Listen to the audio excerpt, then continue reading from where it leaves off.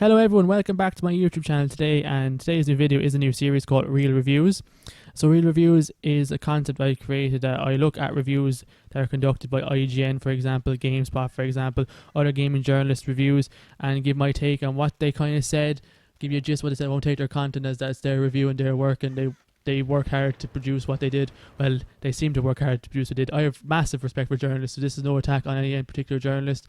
This is just my opinion. So again, these are all my opinions, and I don't mean to harm or put anything out there against anyone. Again, but today's video is based on why IGN reviews are so out of touch, in my opinion. So today's first video is dedicated to Dead by Daylight, a game that I play a lot still nowadays. IGN recently reviewed it, and I watched it, and I was very taken aback of how they described the game. I agree with the score they gave it, but I don't agree with how they reviewed the game. I think they reviewed the game by treating the people that haven't played it foolish. I think they've really gone basic in the review. They haven't reviewed the game itself. It's a pity. They reviewed the basics of the game, but I don't think either the person reviewed it, played it enough, or the person cared enough. I think it was just personally just for a video to put out. But I'm going to first go through IGN's points, what they said about the game. Some I agree with, some I don't. Again, people watching might agree with them all, might agree with none of them. But I played Dead by Daylight a good bit. I enjoy Dead by Daylight a lot for the game that it actually is, not what the game it wants to be, sadly, but I enjoy what the game actually is. So a little bit Dead by Daylight, if you haven't played it before, it's a 4v1 game. It's by the only successful 4v1 game that I can think of anyway, where 4 human-controlled survivors are against 1 human-controlled killer. Killer's objective simple: kill the 4 survivors by sacrificing to the entity it's called, and then the 4 human survivors, their job is to escape by completing generators. So IGN started to say that the game is slasher inspired, which obviously yes, the killer has to kill 4 survivors. They're saying the game is tense, like a horror movie. There's thrilling chases to exit gates. There's 2 game modes where yes, survivors versus the killers. You play as survivors, you play as killers. They're saying survivors exercise in stealth. I don't know if I said I'd do all IGNs first, but I had to jump in here already. Yes, stealth is an option in the game, but when you play the game a lot and you get to the higher ranks, people will actually chase the killer to get chased by them. Like it's not horror. It's literally a game of chase, tag, whatever, what you want to call it. So it's like it's inviting a chase, and they go on to say that when you're getting chased by a killer, since you're in first person, they're penalised if a survivor turns left or right really quickly. Not necessarily. Like if a survivor turns left or right, the killer's going to hit you, which is just the way the game goes. They lock on and it does hit. Sometimes it doesn't.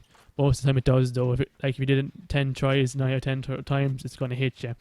There's elements like a 360 to get away from a killer, which is again a skill you learn by just playing the game. Obviously PC players have it a bit easier than console players. Like I'm a console player and I struggle at 316. But again, being chased by a killer and turning left to right really quickly is not going to get you out of any sort of mess. You have to go to pallet zones, loop the killer as much as you can, pallet stun him when it calls upon it. Like there's all timing involved. Like you can take one hit, you run around, you have perks like Dead Hard, etc., etc., to keep you out of a killer's grasp. But IGN don't cover any of that in their review, so I believe new people going into the game will feel very bare, very led wrong. But anyway, back to what they are saying. So they mentioned long wait times, which is true. Dead by Daylight has long wait times, which is a pity. Where you can't. I do agree what he said. He said that you can't hop in for a quick game, which you really can, which is a pity. But again, that's due to the ranking system of the game, which is at the moment, currently in March 2021, poor. Where if you're a red rank, which is rank 4 to 1, which is the higher end of the tier of skill level, I assume, is what they're calling it, skill level. Just you get by pips, etc. Again, IGN don't explain any of that. So if I'm a red rank, which for 3 of my red rank friends will actually very rarely find a red rank killer, which is strange. You should be coming up against the same skill level because that's what's supposed to be in the game. So point to the ranks to come up against same color skill level, but you end up coming against green killers, which is the high 9, 10s, 11, 12s, and then you come up against purple ranks, which is down from I think 8 to 5. Like you never come up against your actual color. If you do, it's a fair game almost, but killers do enact separate methods of killing survivors, and same for the survivors, the separate methods of getting out. So they also said that the game is fair-sided.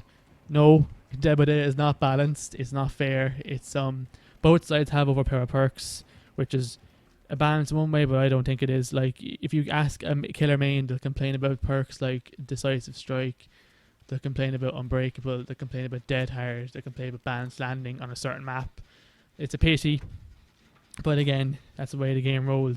And if you ask most survivors who wear red ranks, they'll roll with that loadout because it's the only way to survive against a really top tier killer. And vice versa, killers have their own overpowered perks. Like No Ed, you're exposed for the whole end game, which can really benefit people, and it does encourage toxicity in my opinion. But again, it could be needed to counteract the survivors who are playing really well or trying really hard using all those overpowered perks. Again, IGN don't mention any of that, so they kind of leave a young killer, what I call young, a baby killer as the Dead by Daylight community call him, in not knowing what to get themselves into. And same with Survivor, because you could get match made against a top tier killer or a top tier survivor and get absolutely trampled on. But another element, saying like, it just annoys me, saying that the tension against time is a massive factor. Not really. Like, gen rushing in Dead by Daylight is known as the toxic play, which is all survivors rush to get all gens completed. They encourage that in the IGN review, I find. They said, like, effectively to get out, you have to do all gens as quick as efficiently as possible. Yes, that is the aim of the game, but how you get blood points, which is the currency to upgrade your character, and pips, which is how you rank up in the game. If you just do all the gens and leave, you might pip at the 20 to 10 maybe ranks, but anything higher than that, no chance. You have to get chased by the killer, you have to free your friends, you have to do the gens and escape. There's other elements of the game that they don't cover at all in the review, and I believe that they should have covered those elements in the review to give people a real picture of what the game is nowadays. It is a very competitive game. People try way too hard. I'm guilty of trying way too hard. Some days you want to win, which is, again, everyone wants to do that sometimes. But they mention other elements of the game that isn't true. They mentioned the hatch only appears at the end of the game, which, yes, it does appear at the end of the game, but it does appear earlier depending on how gens are completed versus survivors alive. Don't cover that at all in the video, which is, again, poor in my opinion. It either shows that they don't care about the review or didn't play enough of the game to find these things out, which, again, that's their job. Like, another element they don't cover is the toxic elements of the game, which, again, they're not going to cover in a review, to be fair, because they don't want to turn people off a game that is very good. But the toxic part of the game is in it. You have killers who will stand by a hook and just face camp so that person's dead.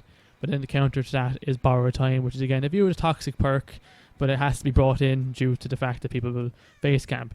You have survivors who are very toxic using Decisive Strike, where they'll get unhooked from a hook, obviously, and it acts for 60 seconds on the top tier. If a killer downs you or grabs you off a generator or takes you out of a locker, you have a quick time event to press the left bumper on Xbox while you use to escape the killer's clutches and stun him for 5 seconds.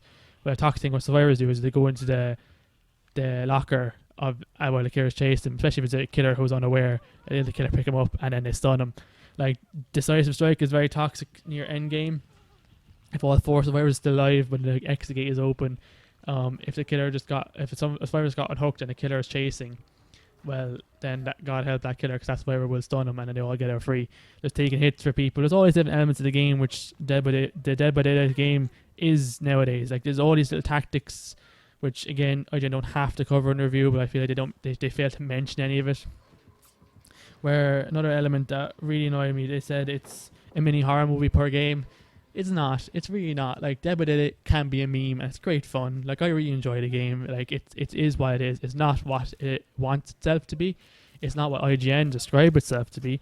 It's a game where 4 people, 4 friends, is usually the funnest way to play, versus 1 killer. Or if you're a killer main, God help you against 4 friends, because 4 friends can really mess up your day. But the thing about the game is that it's not horror, it's not scary, it's literally a game of tag or cops and robbers, whatever game mode you played as a kid, I call it a game, or whatever game you play outside as a kid, that happens to be violent by a masked murderer or a monster or whatever. Like, 2 of my friends are very good at being chased by killers. They'll loop a killer for the whole game, not even toxically. They'll just go from pallet location to pallet location, and they're just very good at dodging killers and mind gaming.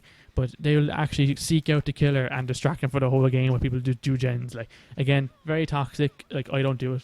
Like, personally, like, I find it hard to keep Dead by Daylight fun for the whole night. Like, I might play 5 or 6 games, which could take a few hours due to the wait times. But it's nice to put up against a killer who genuinely tries to be a killer. Well, it's like it's hard. It's really hard to describe. I know this video is very informal in regards as a review, but I wanted to make it as normal and as straightforward as possible. But in short, for the last few minutes of this video, my review of this game is that it's not what it wants to be.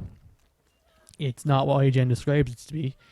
It's a 4v1 game of tag, cops and robbers, what I want to call it. It's simply it's a game where you have to use the set meta to survive or kill. There's no having fun with random perks. Like there's a perk called diversion where you stay in the killer's tail radius for a couple of seconds. You can throw a rock and it distracts them, and then they go off and look for it. Like that's a meme. It's not helpful at all. Like to survive against a good killer, you have to bring the meta perk layout as a survivor. Borrow time, decisive strike, dead hard, and then the fourth perk can kind of chop and change.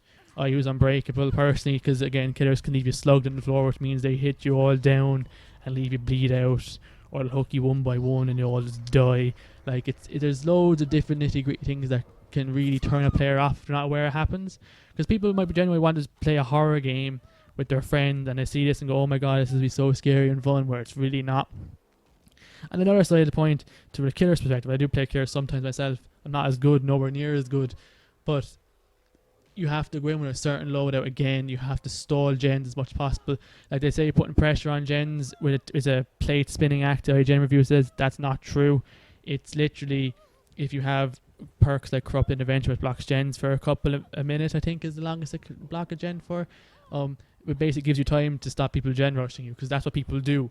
It's how you win. Like it's a game of different outcomes, which is what the review said. Every game is different, which is true. But it all boils down to meta versus meta and how lucky or how scummy either team is, basically, that if you win or lose. Because if a killer decides to face camp you, they don't have borrow time, well, good luck, that person's getting tunneled to death. There's always little elements in the game that aren't mentioned in the review, which I think is personally should mention small little bits. Again, it's a review, they're not going to mention all the nitty gritty toxic things, because again, at the end of the day, it's not that they want to turn you off the game, but there are elements of the game that are very live and active in the game and probably won't go away anytime soon. So this is my first video. I will get better at doing these videos, I promise. Along with this series, I'm going to make a series on like how I decide to buy games. Do I trust these reviewers? Spoiler, not really. I use them. They're helpful to get the basics under control, but I think watching Let's Plays or watching people actually play the game, you can see what's really going on. So this series is going to be hopefully weekly. Each episode will improve. This one's my first one. It's kind of a little more of a rant than a review, but I will look at other reviews and get more details and look at my own experience with games and hopefully give you a real colourful picture of what's going on. So I hope you enjoyed today's video. Again, bit of rough, bit of informal, but that's why I want to make these videos very informal, like a conversation really, because I want your guys' feelings on these stuff, because Dead by Daylight is a unique game. I love it and hate it at the same time, like many of the community do. Many people who play the game, as I said, do hate this game but also love it. But I think IGN are so out of touch with the reviews. They're reviewing games that don't exist in these games. They call this game tension, horror, scary. It's not. They haven't played it enough, and I don't think they will. They don't play this game, and people who didn't review this game at all, or didn't write a review or anything to do with it, which is a pity. So again, guys, thank you for watching this video. I respect any comments and feedback in the description. Any games you want me to review next or dissect next, I say dissect, it's just a conversation, but look into next some other companies like GameSpot or IGN, any recent reviews you want me to look at about games, or even old reviews about games, especially the multiplayer games where they seem to just think it's a ideal world where it's a game like the single player story transferred online, like Call of Duty. They don't even cover half stuff in that game, don't even get me started there. But anyway, thanks you all for watching, and I hope you have a good day. Goodbye.